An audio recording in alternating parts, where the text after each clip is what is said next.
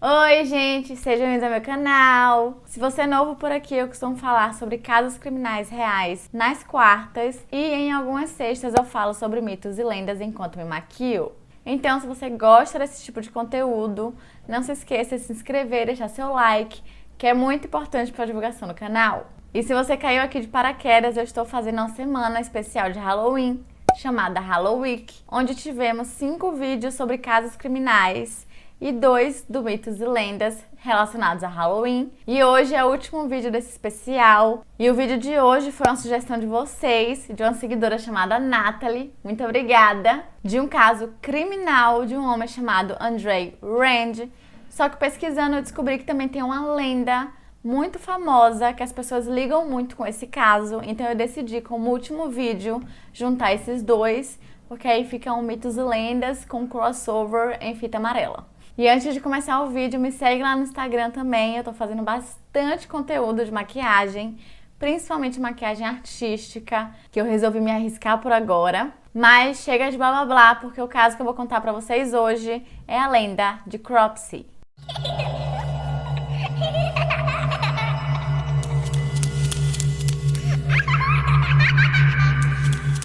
Cropsey era apenas uma lenda urbana do que seria o bicho-papão de Staten Island, em Nova York. No último século, a ilha de Staten Island era composta apenas por terras agrícolas e bosques até a construção da ponte Verrazano Narrows, junto com outras 3 pontes principais, criando assim uma nova maneira dos passageiros e dos turistas viajarem. E por muito tempo, essa ilha ficou conhecida como um lixão e também como um local onde as pessoas despejavam coisas indesejadas. No meio da ilha tem um local chamado Greenbelt, onde há um acampamento de escoteiros e um prédio abandonado que costumava ser um hospital para vítimas de tuberculose, chamado Seaview Hospital. E muitas crianças costumavam ir para esse prédio abandonado, principalmente para assustar uns aos outros. Com o passar dos anos, então, os pais dessas crianças resolveram criar uma história de um homem chamado Cropsey. E ele seria um louco homicida ou alguém com uma doença mental que tinha no lugar de suas mãos ganchos e ele ia sempre em busca de crianças, arrastando-as para os túneis debaixo do hospital. E depois disso, as crianças nunca mais eram vistas e nunca se sabia o que tinha acontecido com elas. E existem várias versões dessa lenda. Em uma delas, ele teria as 2 mãos, porém andava sempre com um machado, pronto para atacar. E de acordo com algumas pessoas, ele fazia tudo isso porque sua esposa havia sido assassinada, e em outras, ele fazia porque ele estava sendo assombrado por fantasmas. Os pais, então, usavam bastante dessa história de Cropsey para assustar seus filhos e que eles não fizessem nada de errado. Afinal, Cropsey poderia estar em qualquer lugar esperando por eles. Os irmãos mais velhos também costumavam contar bastante essas histórias para seus irmãos mais novos, apenas para assustá-los. E como se isso não bastasse para deixar todas as crianças bem assustadas, foi lançado um filme de terror em 1981 chamado The Burning, que é bem fiel à lenda de Cropsey.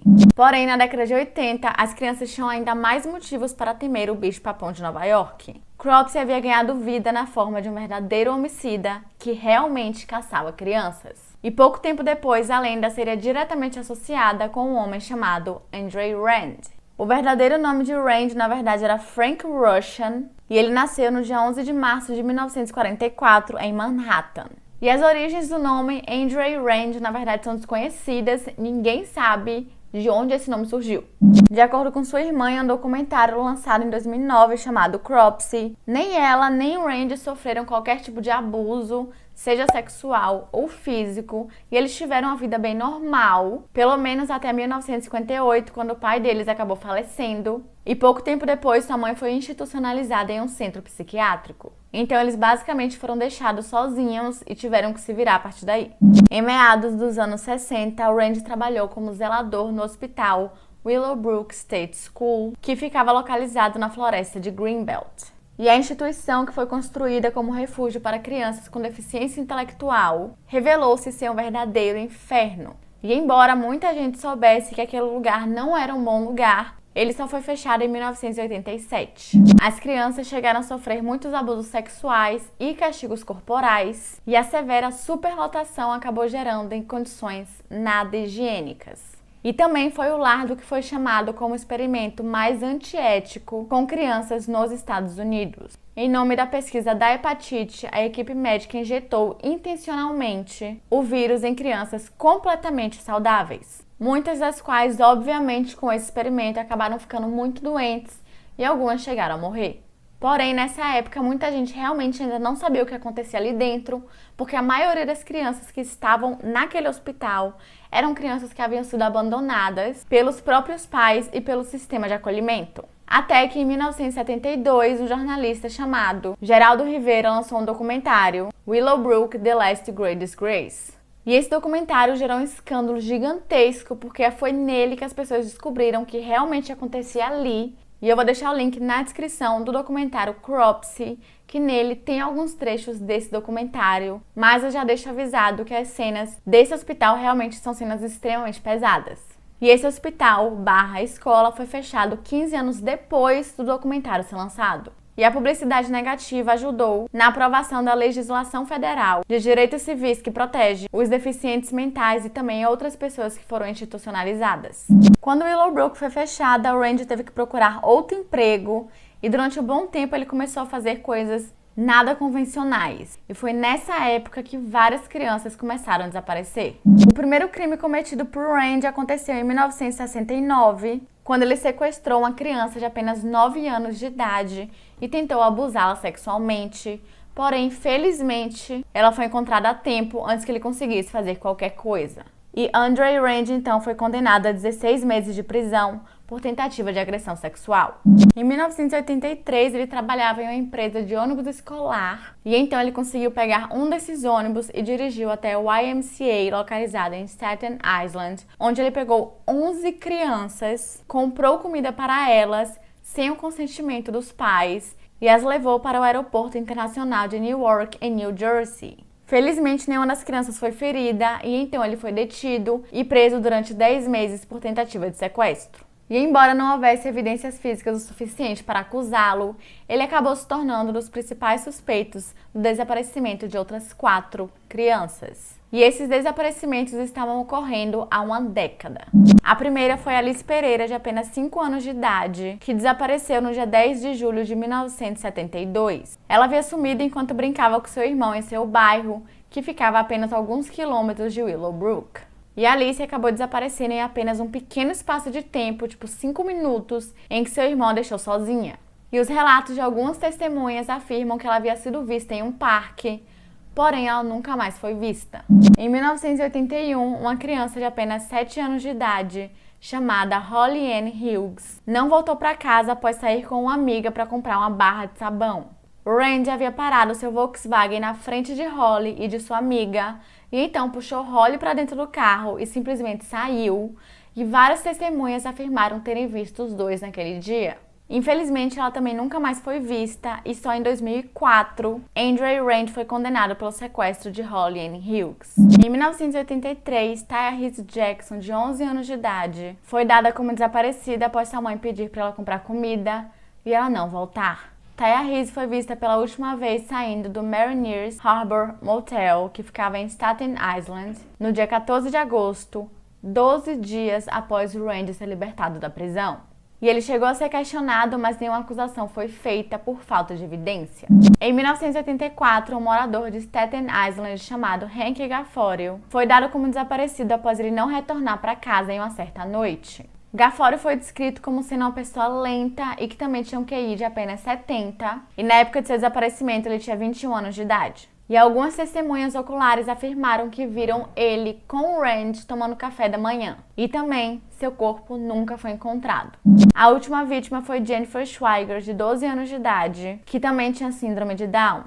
Ela foi dada como desaparecida no dia 9 de julho de 1987, após sair para dar uma caminhada e também nunca mais retornar. E novamente, testemunhas viram Jennifer andando com o Randy. Rapidamente, uma equipe de busca foi montada e vários vizinhos também ajudaram na busca, vasculhando terrenos baldios e parques arborizados em Staten Island. E nessa época, Randy estava sem teto e morando em uma série de acampamentos improvisados. e um de seus postos foi construído na floresta atrás do antigo hospital Willowbrook. Randy já havia sido preso antes mesmo de encontrarem o corpo de Jennifer, porque ele havia sido pego mentindo para os repórteres, dizendo que nunca havia encontrado com ela, sendo que várias testemunhas confirmaram tê-lo visto com ela no dia do desaparecimento. E depois que seu advogado contou sobre as testemunhas, ele mudou completamente o seu relato. O corpo de Jennifer foi encontrado no subsolo 35 dias depois que começou a investigação. Enquanto vasculhava a área ao redor da Willowbrook State School, um determinado local chamou a atenção de um bombeiro aposentado chamado George Kramer quando ele avistou um pé na terra. Imediatamente ele chamou a polícia e rapidamente eles desenterraram o corpo e viram que era Jennifer.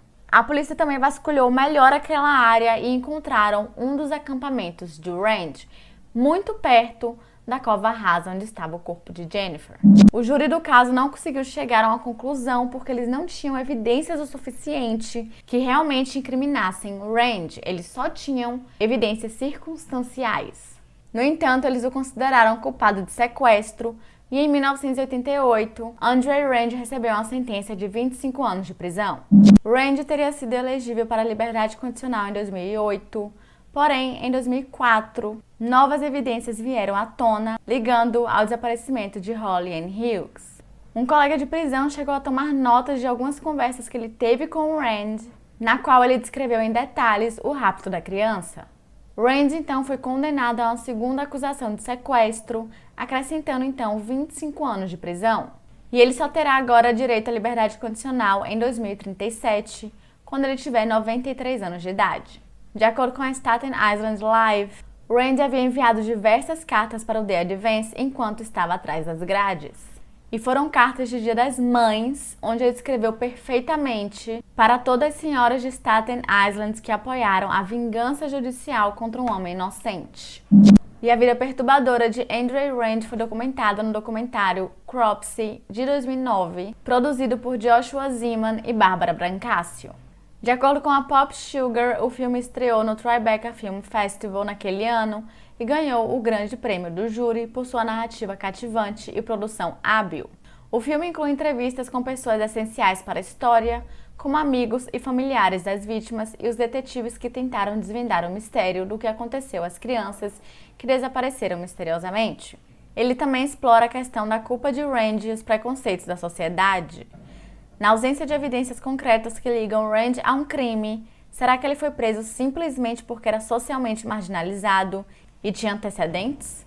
Eu o chamo de Hannibal Lecter de Staten Island, disse Donna Cutugno, presidente da Friends of Jennifer for Missing Children, que é um grupo de voluntários que até hoje vasculha uns 385 acres ao redor da Willowbrook. Os casos de Tyrese Jackson, Alice Pereira e Hank Gafforio continuam até hoje sem solução, e em cada um desses casos, Randy é o principal suspeito. Mas com os corpos desaparecidos, hoje em dia eles permanecem jovens perdidos que foram vítimas de Cropsey. E é isso, gente, esse foi o vídeo de hoje. Esse foi o último vídeo do Halloween, eu espero que vocês tenham gostado dessa semana. E se vocês gostaram, não se esqueçam de se inscrever, deixar seu like, que é muito importante para a divulgação do canal. E se você tem alguma sugestão de vídeo, seja ele casos criminais, mitos ou lendas, é só comentar aqui embaixo que eu tento trazer o mais rápido possível. E é isso, até semana que vem!